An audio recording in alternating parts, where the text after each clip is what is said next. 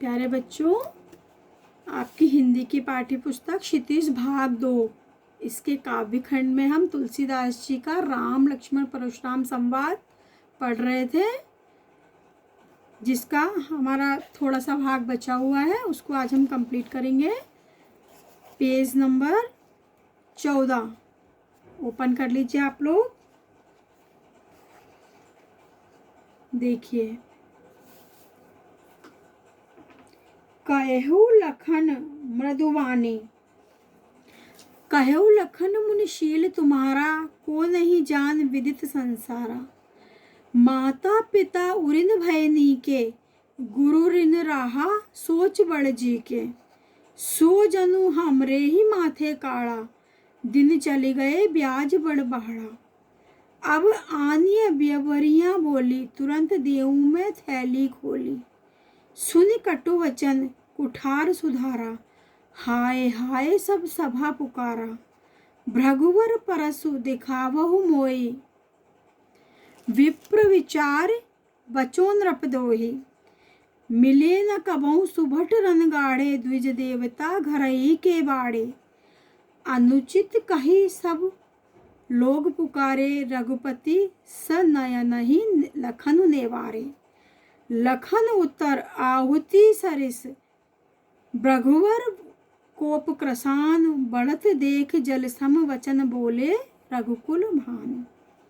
अब देखिए, कहे लखन मुनि शील तुम्हारा। शील का मतलब होता है स्वभाव। को नहीं जान विदित संसारा। विदित का मतलब होता है जानना, परिचित होना। माता पिता उरिन, उरिन मैंने आपको कल भी बताया था। उरिन का मतलब होता है ऋण से मुक्त होना, ऋण चुकाना। गुरु ऋण मतलब गुरु का ऋण, और माता पिता का ऋण मतलब उरिन मतलब माता पिता के ऋण से मुक्त हो गए। माता पिता उरिन मतलब माता पिता के ऋण से मुक्त होना। सोच मतलब सोचना, है ना। बड़ जी के जो जनु हमरे ही माथे काढ़ा। हमारे माथे काढ़ना मतलब निकालना, हम पर निकालना।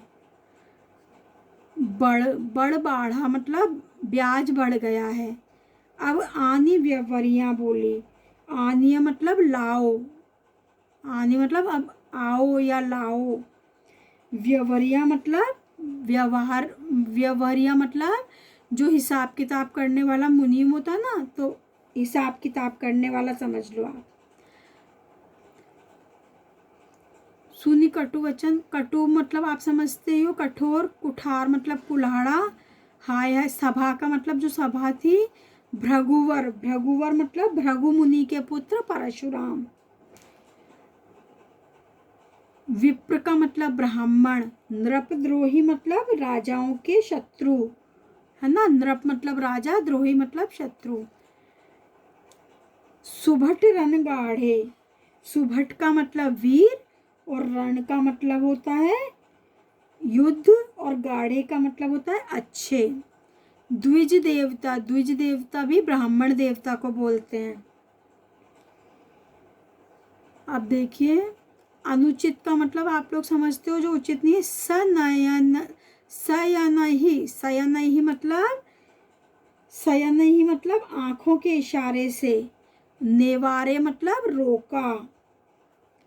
और क्रसानु, रघुकुल उत्तर क्रसानु मतलब आग, आग। रघुकुल भानु मतलब रघुकुल के सूर्य। अब भावार्थ करते हैं हम। कहो लखन मुनिशील तुम्हारा। लक्ष्मण जी परशुराम जी से क्या कहते हैं, कहने लगे, हे मुनि, आपके शील स्वभाव के बारे में कौन नहीं जानता। को नहीं जान विदित संसारा। कौन नहीं जानता, सारा संसार जानता है कि आपका स्वभाव कितना शील है, कितना मृदु स्वभाव है आपका। आपने खुद ने ही बताया कि माता पिता उरिन भय नी के, आप माता पिता के ऋण से आसानी से मुक्त हो गए हो, है ना। गुरु ऋण रहा सोच बड़ जी के, लेकिन आपके ऊपर गुरु का ऋण बाकी रह गया है। इस बारे में आपके मन में बड़ा सोच उत्पन्न हो गया है। जो गुरु का ऋण बचा है उसके लिए आप बड़े ही चिंतित हो। इसलिए क्या, सो जनु हमरे ही माथे काढ़ा, तो मुझे ऐसा लगता है कि आप मुझे ही मारकर उस ऋण से उऋण होना चाहते हो। दिन चले गए ब्याज बढ़ बाढ़ा, क्योंकि बहुत दिन हो गए आपको शिक्षा प्राप्त किए हुए और उसका ब्याज बहुत बढ़ गया है। अब आन्य व्यवहारिया बोली, तो क्या कहते हैं कि आपको जो चिंता है उसको उतारने की मन में, तो क्या करूं, आपने मेरे माथे निकाल ही दिया है, उस ऋण से आप मुक्त होना ही चाहते हो, तो इसलिए अब आप हिसाब किताब करने वाले को बुला लीजिए, है ना, और मैं तुरंत ही अपनी थैली खोलकर हिसाब चुकता कर दूंगा। फिर जब लक्ष्मण जी ने ऐसे कटु वचन कहे तो फिर वापस परशुराम जी को क्रोध आ गया। सुनी कटु वचन कुठार सुधारा, फिर वापस से उन्होंने उठकर अपना फरसा सुधार लिया, अपना कुलाड़ा साध लिया उनके तरफ।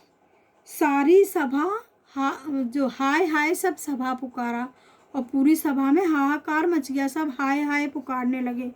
भृगुवर परसु दिखावई मोई, भृगुवर मतलब क्या बताया था मैंने, फिर लक्ष्मण बोले भृगुवर हे परशुराम जी, आप मुझे बार बार अपना फरसा दिखा रहे हो। विप्र विचारी बचो नृपद्रोही, और मैं आपको ब्राह्मण समझकर बार बार आपसे लड़ने से बच रहा हूँ कि आप ब्राह्मण देवता हो। वो राजाओं के शत्रु, नृपद्रोही मतलब राजाओं के शत्रु, मिले न कबहू सुबट रणगाड़े, कभी मैं आपको कभी लगता है कभी आपका युद्ध भूमि में आपका योद्धाओं से पाला नहीं पड़ा, पराक्रमी वीरों से पाला नहीं पड़ा।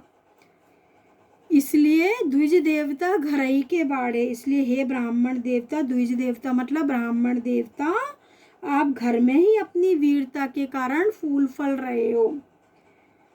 अनुचित कही सब लोग पुकारे, और इतना सुनते ही जो सभा में सारे लोग बैठे हुए थे वे सभी अनुचित है कहने लगे।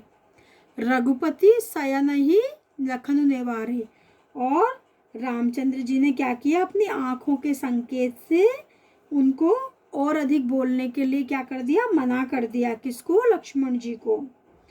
ठीक है, तो इस प्रकार लखन उतर आहुति सरस भृगुवर कोप प्रशांत, इस प्रकार लक्ष्मण के जो उत्तर थे वो परशुराम जी के कोप मतलब क्रोध में आहुति देने का काम कर रहे थे, क्रोध रूपी आग में आहुति देने का काम कर रहे थे। और उस आहुति को बढ़ते हुए देखकर, उनके क्रोध को बढ़ते हुए देखकर, बढ़त देख जल सम वचन, जल के समान शीतल वचन कौन बोले, रघुकुल भानु, कौन माना जाता है रघुकुल का सूर्य, भगवान राम। ठीक है, समझ आया आप लोगों को। देखिए यहाँ पर भी अवधी भाषा का प्रयोग हुआ है, इस पूरे पाठ में अवधी भाषा का प्रयोग हुआ है।